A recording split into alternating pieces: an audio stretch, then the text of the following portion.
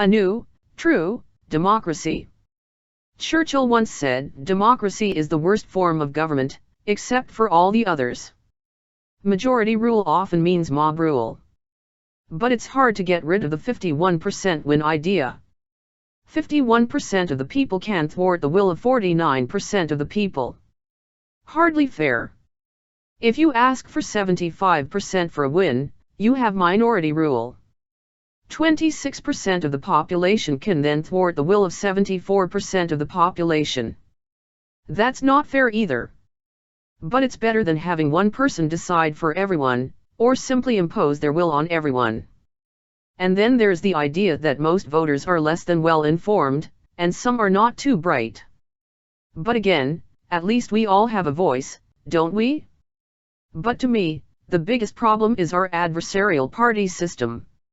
It seems that every party disagrees with the other no matter what the other party says, just on principle, not on fact. That's just wrong. It's not in the interest of truth or finding the best way to proceed. It's divisive and causes needless conflict. And it comes from the fact that every party wants a majority government so they can get their policies out there without real opposition. A minority government means parties have to cooperate if they want to get anything done. But they don't always work very well. What we need is a completely different system. But what? First off, is it true that the majority isn't well informed and not too bright? Sure. But over the past few years we've discovered that there is something very strange about averages. Have you heard of a game in which the person who guesses the number of jelly beans in the jar wins a prize? Sure you have. But as it turns out most people are way off in either direction. Some are close in either direction. But almost no one guesses right. The funny thing about this is, test after test shows that if you take the average of all the given guesses it's almost always within 1% of the right answer. Perhaps it works similarly with voting? Perhaps everyone not being well informed or really bright doesn't ultimately matter as much as one might think. Nevertheless, it can't be bad to improve the education of the voter. And the big obstacle to this is voter apathy. Many people feel one government is as good as another, they are all basically the same. All of them lie, all of them do whatever they want, once in office and we can't do anything about it. People don't think their vote counts for anything. And there are many reasons for this, but the main complaint seems to be, no matter who I vote for, once in power they do what they want. Often it just doesn't seem to matter who wins, no one represents our particular viewpoint all the time. And often we don't like or trust the leader of any party. I am a social liberal, and a fiscal conservative. That is to say I advocate as much civil freedom as possible. The more rights we have, the better. I hate a nanny state. But I also like the idea of less government, lower taxes, etc. I'm also a bit of a socialist, in that I think energy is an essential service and our resources should be provided at a not-for-profit cost. Between the Fed and the province we pay 40% or more tax on fuel. That's outrageous in my view. How do you boost your economy? Cheap energy. Electricity costs in Ontario force people to choose between electricity and food. That's truly outrageous. Tobacco prices are mostly tax, but then to add insult to injury, they tax the tax. And that's not the only time that happens. That's criminal. Yet not one party on the federal or provincial side is going to do anything that would lower their take. Those are some of my pet peeves with Canada's governments. And everyone has their own about their own country's governments. And sure, we can all get together and make some of these things election issues, but most of the time we don't. We don't think we can really make a difference, and even if we organize it can take years to get government on board to change anything. So how do we get more people involved in voting? How do we make a real democracy? Why do I say real democracy?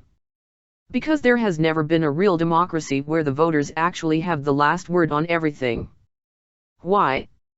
Because it was impossible.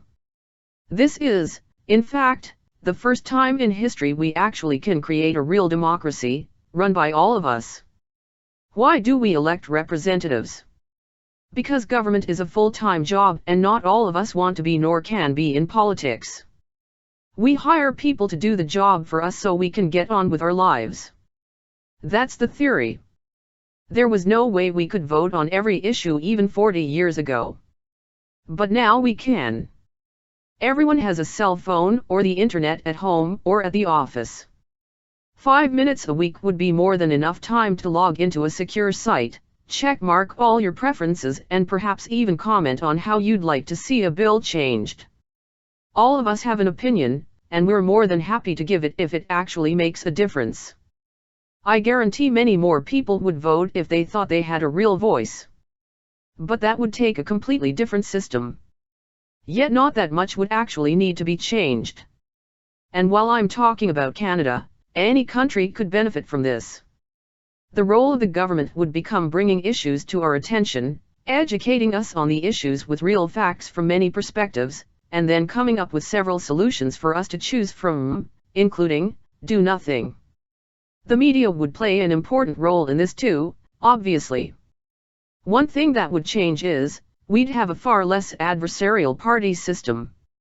We would still vote in a prime minister, and regional representatives that would form government together. But government would not vote on bills, except as individuals with the rest of us. Note, I'm not even suggesting we get rid of parties, though we could talk about that. I just mean that no party could rule alone. Once an issue was raised by the ruling party or in a private member's bill, each party would be tasked with giving us their own alternatives to every issue. Perhaps even two for each party. We would decide. Could be that the Conservatives win on one issue, Liberals on another, and New Democrats on another on the same day, regardless of who the ruling party is or the number of seats they have. It would be much less necessary to be in power in order to get your message/ideology out. I'd also suggest rules against aggressive campaigning for a party's bill alternatives. We don't want election campaign-style dirty fighting for every vote. Just the objective facts. We may have to vote on the same issues several times over a few weeks, ruling out alternatives till we have one clear winner, or it becomes clear we don't like any of them, and the government needs to go back to the drawing board, or drop the issue. Again, doing nothing or dropping the issue should automatically be options on every ballot. In times of emergency, war, or regarding foreign affairs there may not be time to consult the people, or it may not be in the interest of national security. In those cases ruling government would run as it does now. But after the fact we should have a say in how we thought it went.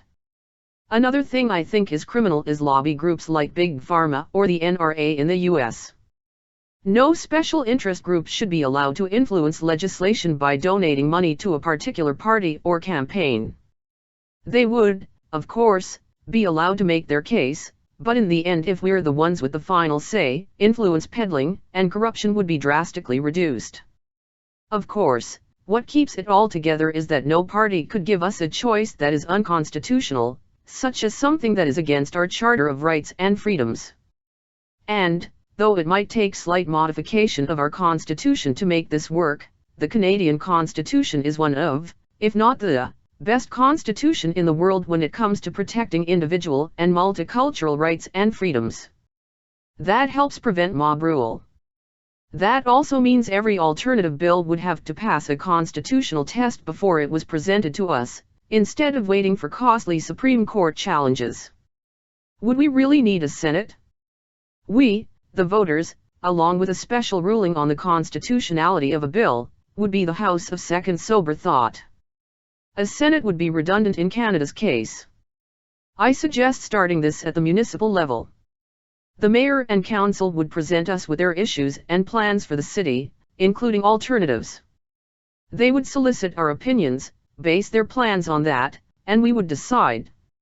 If that works well and we've ironed out most of the bugs that will inevitably crop up in a new system, we could move to taking over provincial government, and later, federal government. It might take some hard work, but it would give us a real democracy for the first time in history.